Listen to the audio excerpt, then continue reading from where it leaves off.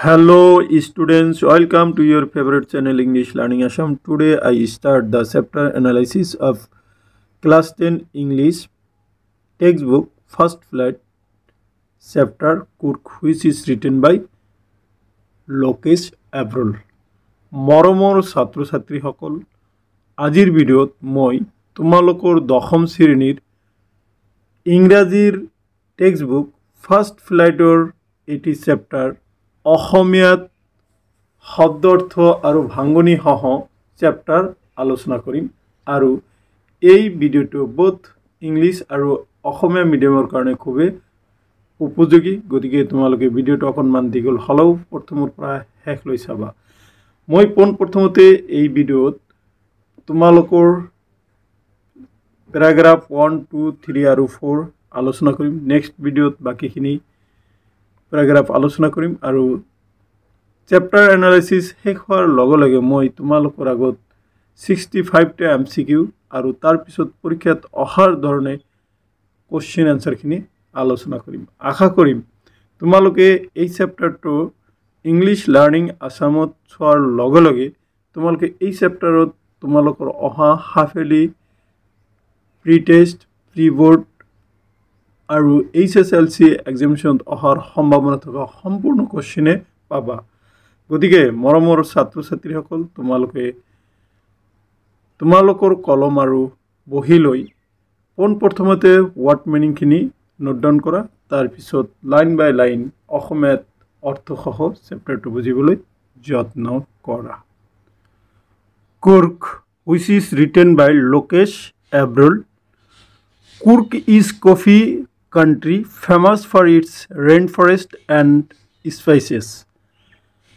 কুর্ক এখন ঠাইৰ নাম, জিলাৰ নাম, যিটো চেপ্টাৰ লোকেশ এব্ৰলে লিখিছিল। আৰু Coorg is a coffee country, Coorg এটি কফিৰ দেশ, famous for its rainforest and spices. ইয়াৰ চিৰসেউজীয়া বৰ্ষাৰণ্য আৰু মছলাৰ কাৰণে ই বিখ্যাত। মৰমৰ ছাত্ৰ ছাত্ৰীসকল, এই কুৰ্গৰ পোনপ্ৰথমতে মই তোমালোকৰ পেৰাগ্ৰাফ অনুযায়ী ৱাৰ্ড মিনিংখিনি দেখাই দিম। তোমালোকে এইখিনি পোনপ্ৰথমতে নোট ডাউন কৰি ল'বা আৰু মই তাৰপিছত লাইন বাই লাইন প্ৰতিটো শব্দৰ অৰ্থসহ চেপ্টাৰটো বুজাই দিম। পোনপ্ৰথমতে তোমালোকে যদি চেপ্টাৰটো বুজি পোৱা তেতিয়াহ'লে তোমালোকৰ এই চেপ্টাৰৰ পৰা অহাৰ সম্ভাৱনা থকা বা অহা যিখিনি MCQ বা কোৱেশ্চন সেইখিনি তোমালোকে অনায়াসে নিজেও কৰিব পাৰিবা। গতিকে পোনপ্ৰথমতে ইউটিউবত তোমালোকে এই ৱাৰ্ড মিনিং সহ চেপ্টাৰটো বুজিবলৈ চেষ্টা কৰা। তোমালোকে পোনপ্ৰথমতে ৱাৰ্ড মিনিংখিনি তোমালোকৰ বহীত নোট ডাউন কৰি লোৱা, তাৰপিছত চেপ্টাৰ তোমালোকৰ কিতাপৰ লগত এনালাইচিছ কৰোঁতে তোমালোকৰ চেপ্টাৰ বুজাত তেতিয়া সহায়ক হৈ উঠিব। ওকে, মই চলো কৰি দিছোঁ যাতে তোমালোকে এইখিনি নোট ডাউন কৰি ল'ব পাৰা। Okay, midway between Mysore and the coastal town of Mangalore sites a pitch of heaven that must have drifted from the kingdom of God. This land of rolling hills is inhabited by a proud race of martial men, beautiful women and wild creatures. এতিয়া দেখা midway মানে মাজভাগ বা middle বা মাজভাগ, between মানে মাজত, Mysore name of a place of Karnataka, name of town of Karnataka, and the coastal town আৰু coastal উপকূলীয়, of coastal means of or near the কষ্ট, উপকূলীয় টাউন মানে চহৰ, অফ মাংগালোৰৰ সাইটস মানে স্থান, এ পিচ অফ হেভেন এ টুকুৰা, অফ হেভেন মানে স্বৰ্গ, দ্যাট যিটোৱে মাষ্ট হেভ ড্ৰিফটেড ফ্ৰম এইটো কিন্তু তোমালোকৰ পৰীক্ষাত আহে। ইংৰাজীত ৱাৰ্ড মিনিংটো ইয়াতে দি আছে। ড্ৰিফটেড মিনছ তোমালোকে বিন কেৰিড এলং জেণ্টলি বাই এয়াৰ, তাৰমানে বতাহে মৃদুভাৱে কঢ়িয়াই নিয়া, সেইটো হ'ল ড্ৰিফটেড এৱে ফ্ৰম দ্য কিংডম মানে ষ্টেট, ফ্ৰম মানে পৰা, কিংডম মানে ৰাজ্য, অফ গড মানে ভগৱানৰ বা ঈশ্বৰৰ। ইয়াতে কৈছে midway between Mysore and the coastal town of Mangalore sits a piece of heaven, যে মাইচুৰ আৰু উপকূলীয় চহৰ মাংগালোৰৰ মাজত স্বৰ্গৰ এটুকুৰা ঠাই আছে, ডেট যিটোৱে must have drifted from the kingdom of God, যিটোৱে ভগৱানৰ ৰাজ্যৰ পৰা বতাহত মৃদুভাৱে কঢ়িয়াই লৈ আহিছিল। This land of rolling hills, এই ঠাই, লেণ্ড মানে ঠাই, place of rolling hills, rolling means hills that occur in soft rounded shapes, অৰ্থাৎ নৰম গোলাকাৰ আকৃতিৰ পাহাৰ, that is called rolling. This land of rolling hills, এই ঠাই অফ ৰলিং হিলছ মানে গোলাকাৰ নৰম আকৃতিৰ, কি নৰম গোলাকাৰ আকৃতিৰ পাহাৰীয়া ঠাই, ইজ ইনহেবিটেড মিন্স অকুপাইড, বসবাস কৰিছিল বা অধিকৃত কৰিছিল, বাই এ প্ৰাউড ৰেছ মানে এটা প্ৰাউড মানে গৰ্বিত, ৰেছ মানে কমিউনিটি বা জাতি, নেশ্যন অফ মাৰ্চিয়েল মেন। ইয়াতে দেখা মাৰ্চিয়েল মানে having to do with wire, martial মানে তোমালোকে ইয়াতে মাৰ্চিয়েলৰ অৰ্থটো জানিবই লাগিব, এইটো আহিব। Having to do with wire তাৰমানে যুদ্ধ সম্বন্ধীয়, মেন মানে মানুহ, বিউটিফুল মেন মানে সুন্দৰী মহিলা, এণ্ড ৱাইল্ড ক্ৰিয়েচাৰ আৰু বনৰীয়া জীৱ জন্তু। ইয়াতে কি কৈছে, this land of rolling hills, এই গোলাকৃতি নৰম পাহাৰীয়া ঠাইখন is inhabited by the proud race, কি এটা গৰ্বিত জাতিৰ বসতি প্ৰদান, অফ মাৰ্চিয়েল মেন মানে যুদ্ধ বিগ্ৰহ সম্পৰ্কীয়, মাৰ্চিয়েল মানে মই কৈছিলোঁ যুদ্ধ সম্বন্ধীয়, বিউটিফুল ওমান সুন্দৰী তিৰোতা মানুহ, এণ্ড ৱাইল্ড ক্ৰিয়েচাৰ আৰু বনৰীয়া জীৱ জন্তুৰে। তাৰমানে এইটো কোৱা হৈছে তোমাৰ এই ঠাইখন গোলাকাৰ বা ঘূৰ্ণয়মান পৰ্বত সদৃশ, পাহাৰ সদৃশ, য'ত এক যুদ্ধপ্ৰিয় জাতি, সুন্দৰী মহিলা আৰু বন্য জীৱ জন্তুৱে বসবাস কৰে। নিশ্চয় তোমালোকে পেৰাগ্ৰাফ 1টো বুজি পাইছা। এতিয়া তোমালোকে পেৰাগ্ৰাফ 2ৰ ৱাৰ্ড মিনিংখিনি পোনপ্ৰথমতে তোমালোকৰ বহীত নোট ডাউন কৰি লোৱা। মই চলো কৰি দিছোঁ যাতে স্ক্ৰীনশ্বট মাৰি তোমালোকে বহীত পোনপ্ৰথমতে নোট ডাউন কৰি ল'ব পাৰা। দেখা তোমালোকক দি দিছোঁ, তোমালোকে এইখিনি পোনপ্ৰথমতে এইখিনি স্ক্ৰীনশ্বট মাৰি নোট ডাউন কৰি লোৱা, তাৰপিছত তোমালোকে চেপ্টাৰ লৈ আহা। Okay. Para 2, Coorg or Kodagu, the smallest district of Karnataka, is home of evergreen rainforest, spices and coffee plantation. Kurg or Kodagu, Kurg naiba Kodagu, the smallest district of Karnataka, Karnataka আটাইতকৈ সৰু district বা জিলা, is home গৃহভূমি to evergreen rainforest, অসমীয়াত হ'ব চিৰসেউজীয়া বৰ্ষাৰণ্য। চ' ইংৰাজীত তোমালোকে evergreen মানে তোমালোকে জানিবা কি কৈছে, a plant that retain green leaves throughout the year, চিৰসেউজীয়া। And rain forest means a luxuriant dense forest rich in biodiversity found typically in tropical areas with consistently heavy rainfall, that means বৰ্ষাৰণ্য। ইয়াতে কোৱা হৈছে কি rain forest and spices মানে মছলাজাতীয়, and coffee plantation মানে coffee খেতি বা কফি পথাৰ, যে কুৰ্গ আৰু কডাগু, কুৰ্গ নাইবা কডাগু কৰ্ণাটকৰ আটাইতকৈ সৰু জিলা যিটো চিৰসেউজীয়া বৰ্ষাৰণ্য মছলাজাতীয় উদ্ভিদ আৰু কফি প্লান্টেশ্যনৰ কাৰণে কি প্লান্টেশ্যনৰ গৃহভূমি evergreen rain forest covered 30% of this district ইয়াতে কি কৈছে চিৰসেউজীয়া বৰ্ষাৰণ্যই কভাৰ মানে আবৃত কৰি ৰাখে 30% of this district এই জিলাৰ 30% ঠাই এই এভাৰগ্ৰীণ ৰেইন ফৰেষ্টে কভাৰ কৰি আছে মানে আবৃত কৰি আছে during the monsoon it pours enough to keep many visitors here during the monsoon means মানে মৌচুমীৰ কালত বা বৰষুণৰ বতৰত মানে বৰষুণৰ বতৰত কি হ'ব it pours ইয়ে কি কৰে pours মানে it rain তাৰ মানে বৰষুণ দিছে it pours মানে বৰষুণ দিয়ে enough বেছি to keep many visitors here মানে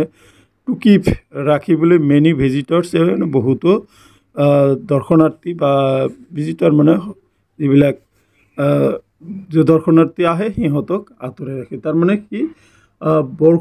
বৰ্ষাকালত ই অত্যধিক পৰিমাণে বৰষুণ হয় আৰু তেতিয়ালৈ ইয়াতে বহুতো শৰণাৰ্থী আহিব নোৱাৰে তাৰমানে বৰ্ষাকালত খুব বেছি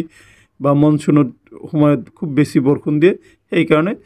শৰণাৰ্থী বা দৰ্শনাৰ্থীবিলাক আঁতৰত থাকে The season of joy commences from September and continue till March. The season of joy, season মানে ঋতু of joy মানে আনন্দ উল্লাসৰ ঋতু begins আৰম্ভ হয় from Septemberত আৰম্ভ হয় and continues আৰু continue কৰে চলি থাকে till মাৰ্চলৈকে মানে ইয়াত তাৰমানে এই কুৰ্গত আনন্দ উল্লাসৰ ছিজনটো বা ঋতুটো আৰম্ভ হয় ছেপ্টেম্বৰত আৰু মাৰ্চলৈকে ই চলি থাকে তাৰমানে কুৰ্গৰ ভ্ৰমণ কৰাৰ বেষ্ট টাইম হ'ল কি তোমালোকৰ September to March okay the weather is perfect with some showers thrown in for good measures the weather is perfect ৱেডাৰটো কি বতৰটো খুব পাৰফেক্ট মানে খুব উপযোগী ৱেডাৰটো খুব উপযোগী নাইচ সুন্দৰ হয় উইথ ছাম শ্বাৱাৰ্ছ মিন্স ৰেইন কি কিছু বৰষুণৰ সৈতে থ্ৰ'ন মানে কাষ্ট বা নিক্ষিপ্ত কৰে ইন ফৰ গুড মেজাৰ মানে ভাল জোখত মানে কি ৱেডাৰটো খুব সুন্দৰ হয় আৰু সেই সময়ত কি কৰে ৱেডাৰ যেহেতু সুন্দৰ হয় আৰু ই ভাল এটা বৰষুণ তেতিয়া কি ই ভাল এটা বৰষুণ দিয়ে দ্য এয়াৰ ব্ৰেথছ অফ ইনভিগৰেটিং কফি ইয়াতে কি কৈছে দ্য এয়াৰ ব্ৰেথ মানে আকাশে বতাহে উশাহ লয় ডেট মিনছ বতাহত অফ ইনভিগৰেটিং মানে তোমাৰ ইয়াতে ৰিফ্ৰেছ সতেজ বা শক্তিশালী কৰে এই কিহে কফিয়ে তাৰমানে কি এই কফিৰ বতাহত কফিৰ গন্ধটো কি কৰে শক্তিশালী কৰে বা সুগন্ধি গন্ধ এই সময়ত উপলব্ধি হয় তাৰমানে কুৰ্গৰ আকাশ বতাহে তেতিয়া কফিৰ সুগন্ধি পৰিলক্ষিত হয় বা কফিৰ সুগন্ধি তেতিয়া পোৱা যায় coffee estates and colonial bungalows stand tucked under tree canopies in prime corners ইয়াতে কেনপিছ মানে ৰুফ লাইক কভাৰিং এইটো পৰীক্ষাত দিব পাৰে prime means hair best okay ইয়াতে দেখা কফি ষ্টেট মানে কফিৰ খেতি প্লান্টেশ্যন এণ্ড কলনি মানে উপনিৱেশিক বাংলো মানে বাংলা ইষ্টাৰ্ণ মানে থি হৈ আছে টাকড আণ্ডাৰ মানে ইনক্ল'জড আবৃত হৈ টাকড আণ্ডাৰ মানে ইনক্ল'জড আবৃত হৈ আণ্ডাৰ ট্ৰী মানে গছৰ তলত আবৃত হৈ কেনপিছ মিন্স ৰুফ লাইক কি কৈছে কভাৰিং ডেট ফর্ম শেল্টার্স মানে চন্দ্রতাপ বা উপরোৎলক আবরণ in prime corners in prime মানে বেস্ট মুখ্য কর্নার মানে চকুত তার মানে এইটো হ'ব কি coffee estates and colonial bungalows stand tucked under tree canopies in prime corners ইয়াতে কি কোৱা হৈছে যে কফিৰ বাগান কফি স্টেট কফিৰ বাগান আৰু উপনিৱেশিক বাংলোৰ মুখ্য চকুত গছৰ তলৰ ছায়াত চন্দ্ৰতাপ জাতীয় আৱৰণ থিয় দি থকা পৰিলক্ষিত হয় তাৰ মানে কি কৰে যে কফিৰ যিখিনি বাগানখিনি আৰু যিখিনি উপনিৱেশিক বাংলো আছে নহয় সেইখিনি গছৰ তলত কি আছে যে চন্দ্ৰতাপ নিয়ন্ত্ৰিত মানে গছৰ তলত আবৃত হৈ আছে এনেকৈ গছৰ তলত চন্দ্ৰতাপ বা যেনেকৈ চন্দ্ৰতাপ নিয়ন্ত্ৰণ কৰি থাকে ঢাকি আবৃত ৰাখিছে যিবিলাক কফি প্লান্টেশ্যন আৰু কফি ষ্টেট আৰু যিখিনি কলনিকেল বাংলো আছে সেইখিনি গছৰ তলত যেনেকৈ চন্দ্ৰই তাপ নিয়ন্ত্ৰণ কৰি থাকে বা আবৃত কৰি ৰাখে সেনেকৈ ই আছে so this is paragraph 2 now come to paragraph 3 প্ৰথমে তোমালোকে paragraph 3 ৰ পৰা word meaning খিনি both English আৰু Assamese লিখি লোৱা okay the fiercely independent people of Kurk are possibly of Greek or Arabic descent. The fiercely independent. Fiercely means having extremely intense emotions অর্থাৎ অত্যধিক তীব্র আবেগ থকা independent means স্বাধীন independent people of Kurk কুর্গর মানুষ are possibly সম্ভবত of Greek or Arabic descent Greek নাইবা আরবীয় descent mean lineage অর্থাৎ বংশক্রম বা বংশক্রম The fiercely independent people of Kurk are possibly of Greek or Arabic descent কুর্গর অত্যধিক আবেগপ্রবণ স্বতন্ত্র মানবর সম্ভবত গ্রিক বা আরবর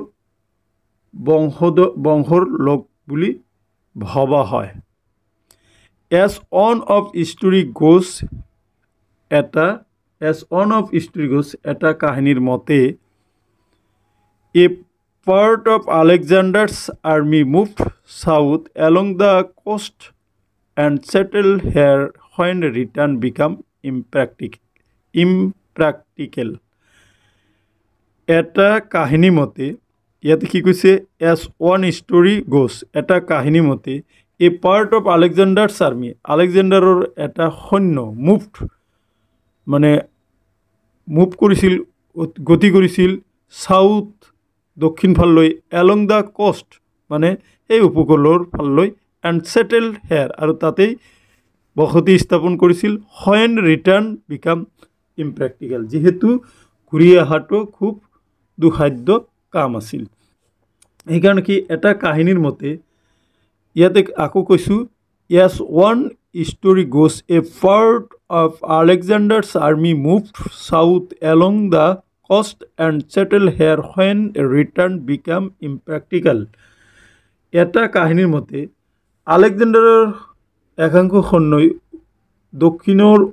উপকূলৰ দক্ষিণৰ পিনে কি কৰিছিল আগবাঢ়ি গৈছিল আৰু সিহঁতে তাতেই কি লৈছিল সেটেল কৰিছিল থিতাপি লৈছিল যত নেকি সিহঁতে ঘূৰি বা উভতি অহাটো খুব দুঃসাধ্য হৈ পৰিছিল যেহেতু সিহঁতে উভতি অহাটো বা ঘূৰি অহাটো খুব দুঃসাধ্য কাম হৈ পৰিছিল সেইকাৰণে সিহঁতে তাতেই কি কৰিছিল থিতাপি লৈছিল এইটো হ'ল এটা কাহিনীৰ মতে আৰু অলপ আছে দেখা These people married amongst the locals and their cultures is apparent in the martial traditions, marriage and religious rites which are distinct from the Hindu mainstream. এই যে মানুহবোৰ আছিল নহয় এই মানুহবোৰে কি কৰিছিল these people married amongst the local এই মানুহবোৰে এই স্থানীয় মানুহৰ লগত বিয়া বাৰু কৰিছিল and their culture is apparent আৰু সিহঁতৰ কালচাৰ মানে সিহঁতৰ সংস্কৃতি এফাৰেণ্ট মিনছ স্পষ্টত অবভিয়াছ আৰু ক্লিয়াৰলি ভিজিবল আৰু আণ্ডাৰষ্টেণ্ড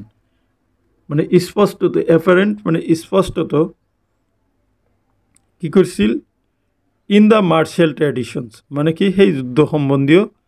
চিৰাচৰিত পৰম্পৰা মেৰিজ বিবাহ এণ্ড ৰিলিজিয়াছ ৰাইটছ আৰু ধৰ্মীয় ৰীতি নিয়ম কি কৰা হৈছিল যে এই লোকসকল স্থানীয় আকৌ কৈছোঁ দিছ পিপল married amongst the locals and their culture is apparent in the martial traditions, marriage and religious rites. এই লোকসকলে কি স্থানীয় মানুহৰ লোকসকলৰ সৈতে বিবাহ কাৰ্য সম্পন্ন কৰিছিল আৰু কি কৰিছিল তেওঁলোকৰ সামৰিক পৰম্পৰা যিখিনি সামৰিক পৰম্পৰা আছিল বিবাহ আৰু ধৰ্মীয় নীতি নীতিৰ পৰা কি আছিল ধৰ্মীয় ৰীতি নীতি which are distinct from the Hindu mainstream যিটো ডিষ্টিংক্ট মানে পৃথক আছিল ফ্ৰম দ্য হিন্দু মেইনষ্ট্ৰীম মানে মূল সুঁতিৰ হিন্দুৰ পৰম্পৰাৰ পৰা সেইটো কি আছিল পৃথক আছিল এইটো হ'ল এটা থিয়ৰী তোমালোকে ক'লা এটা হ'ল গ্ৰীকৰ থিয়ৰীটো তোমালোকে কিন্তু পৰীক্ষাত 2 নম্বৰৰ প্ৰশ্নৰ কাৰণে দিব পাৰে নাও come to the another story ইয়াতে কি কৈছে the theory of Arab origin draws support from the long black coat the theory of Arab origins আৰবীয় মূলনীতি অনুসৰি বা আৰবৰ মূলনীতি অনুসৰি আৰব অৰিজিন মূলনীতি অনুসৰি ড্ৰছ ছাপৰ্ট মানে দিয়ে শ্ব'জ ছাপৰ্ট মানে তোমাৰ এইটো যিটো ছাপৰ্ট দিয়ে ফ্ৰম লং পৰা কাৰ পৰা লং ব্লেক কোট দীঘল কলা coat with an embroidered waist belt worn by the Kodavas known as kufiya it resembles the kufiya worn by the Arabs and the Kurds মানে উইথ এন এম্ব্ৰইডাৰ্ড ৱেষ্ট বেল্ট মানে embroidery কৰা কঁকালৰ belt পিন্ধিছিল one by the কোডাবাছ যিটো কোডাবাছে পিন্ধিছিল আৰু এই ড্ৰেছটোক known as যাক জনা হৈছিল এজ কুপিয়া বুলি জনা গৈছিল ইট ৰিজেম্বলছ এইটোৱে সদৃশ্যতা দেখুৱাইছিল দ্য কুফিয়া ওন বাই দি কুফিয়াৰ লগত এইটো সাদৃশ্য আছিল যিটো অন মানে পিন্ধিছিল বাই দ্য এৰাবছ এণ্ড দ্য কুৰ্ডছ যিটো আৰব আৰু কুৰ্দবিলাকে পিন্ধিছিল তে তাৰমানে কি আৰবী মূলৰ নীতি অনুসৰি কি আছিল কি কোডাবাছসকলে কি কৰিছিল দীঘল কলা কোট আৰু কঁকালত এম্ব্ৰইডাৰী কৰা বেল্ট পিন্ধিছিল যাক কুফিয়া বুলি জনা গৈছিল আৰু এই বেল্টসমূহ বা এই কুফিয়াসমূহ আৰব আৰু কুৰ্দে পিন্ধা কুফিয়াৰ লগত সদৃশ্য আছিল চ' দিজ আৰ পেৰা 3 নাও কাম টু পেৰাগ্ৰাফ 4 পোনপ্ৰথমতে তোমালোকে পেৰা 4ৰ ৱাৰ্ড মিনিংখিনি তোমালোকে নোট ডাউন কৰি লোৱা কাৰণ কি এই ৱাৰ্ড মিনিংখিনি জানিলেহে তোমালোকে পেৰাগ্ৰাফটো ভালকৈ বুজি পাবা okay Kurgi home have a tradition of hospitality and they are more than willing to recount numerous tales of valor relate to their sons and fathers. ইয়াতে কি কৈছে কুৰ্গী হোমছ কুৰ্গী পিপলৰ ঘৰ হেভ এ ট্ৰেডিশ্যন এটা প্ৰথা বা পৰম্পৰা আছে অফ হস্পিটেলিটি মানে সেৱা শুশ্ৰূষা কৰা কেয়াৰ লোৱা and they are more than willing আৰু সিহঁতে বেছিভাগ ইচ্ছা কৰে টু ৰিকাউণ্ট মানে তোমাক কোৱা হৈছে কি স্মৰণ কৰা স্মৰণ কৰে নিউমাৰাছ মেনি বহুতো টেলছ মানে গল্প পুৰণিকালৰ গল্প টেলছ অফ ভেলৰ ইয়াতে দেখা টেলছ অফ ভেলৰ মানে stories of courage and bravery usually anywhere মানে সিহঁতে টেলছ অফ ভ্যালৰ্ছ মিন্স ইহঁতে কি সেই যুদ্ধ বিগ্ৰহ টেলছ অফ ভ্যালৰ্ছ সাহসৰ যিখিনি যুদ্ধ বিগ্ৰহ জাতীয় সাহসৰ যিখিনি গল্প সেইখিনি সিহঁতে কি কৰে related to their sons and fathers মানে সেইখিনি সিহঁতৰ পুতেক আৰু বাপেকৰ ৰিলেশ্যন লৈ সেই যুদ্ধ বিগ্ৰহৰ সম্পৰ্কীয় গল্পখিনি সিহঁতে স্মৰণ কৰিছিল তাৰপৰা কি কৈছিল Coorgi homes have a tradition of hospitality and they are more than willing to recount numerous tales of valour related to their sons and fathers Coorgi ঘৰসমূহ অতিথি সৎকাৰ মানে কি কৈছিল ট্ৰেডিশ্যন অফ হস্পিটেলিটি মানে অতিথি সৎকাৰৰ কি এটা প্ৰথা বা পৰম্পৰা আছিল আৰু তেওঁলোকে তেওঁলোকৰ পুত্ৰ তথা দেউতাকৰ বিভিন্ন সাহসী কাহিনী স্মৰণ কৰিবলৈকে অধিক কি আছিল উৎসুক আছিল যুদ্ধ সম্পৰ্কে যিখিনি কাহিনী আছিল সেইখিনি শুনিবলৈকে খুব উৎসুক আছিল okay the Kurk regiment is one of the most decorated in the Indian Army and the first chief of the Indian Army, General Cariappa, was a Kurgi. The Kurgi regiment, jito Khonnobandir regiment troop ase Kurgi jito troop is one of the most decorated. Ataitকৈ খুব সাহসিত এটা regiment in the Indian Army মানে ভারতীয় সৈন্য বাহিনীত and the first chief of Indian Army আৰু ভাৰতীয় সৈন্যবাহিনীৰ প্ৰথম chief বা মুখ্য সেনাধ্যক্ষ আছিল জেনাৰেল কাৰিয়াপ্পা তেওঁ এজন কুৰ্গী আছিলে The Kurgi regiment is one of the most decorated in the Indian Army and the first chief of the Indian Army General Cariappa was a Kurgi ইয়াতে কি কোৱা হৈছে যে ভাৰতীয় সেনাবাহিনীৰ কুৰ্গ ৰেজিমেণ্টটো এটা অতি সন্মান প্ৰদৰ্শনকাৰী আৰু ভাৰতীয় সেনাবাহিনীৰ প্ৰথম মুখ্য সেনাধ্যক্ষ আছিল জেনাৰেল কাৰিয়াপ্পা তেওঁ এজন কি আছিল কুৰ্গী আছিল ইভেন নাও Kodavas are the only people in India permitted to carry firearms without a license even now anuki etia Kodavas are the only people Kodavas hol ataitকৈ কি মাথন 80 মানুহ বা জাতি ইন ইন্ডিয়া ভাৰতত পাৰমিটেড মানে হেতক পাৰমিটেড অনুমতি দিয়া হয় টু ক্যাৰি মানে বহন কৰিবলৈ ফায়াৰআৰ্মস মানে মৰণাস্ত্ৰ উইদাউট এ লাইসেন্স কোনো অনুজ্ঞাপত্ৰ নোহোৱাকৈ লাইসেন্স নোহোৱাকৈ আনকি কোডাবাস হল ভাৰতৰ একমাত্ৰ জাতি বা মানুহ লোক যিসকলক কোনো অনুজ্ঞাপত্ৰ নোহোৱাকৈ মৰণাস্ত্ৰ ৰাখিবলৈ অনুমতি দিয়া হয় সো মাই ডিয়াৰ ষ্টুডেণ্টছ যেহেতু তোমালোকৰ ভিডিঅ'টো অকণমান দীঘল হয় সেইকাৰণে তোমালোকৰ চেপ্টাৰ এনালাইসিস কৰিবলৈ আৰু এটা ভিডিঅ' মই তোমালোকৰ আগবঢ়াম আৰু তোমালোকে নাপাহৰিবা যে সেই ভিডিঅ'টো শেষ হোৱাৰ লগে লগে তোমালোকৰ আগত 65টা MCQ এটা ভিডিঅ'ত আগবঢ়াম আৰু আশা কৰিম সেই MCQৰ পৰা any examination in any district of Assam 100% তোমালোকৰ কমন পৰিব সো মাই ডিয়াৰ ষ্টুডেণ্ট আজিলৈ ইমানে থ্যাংক ইউ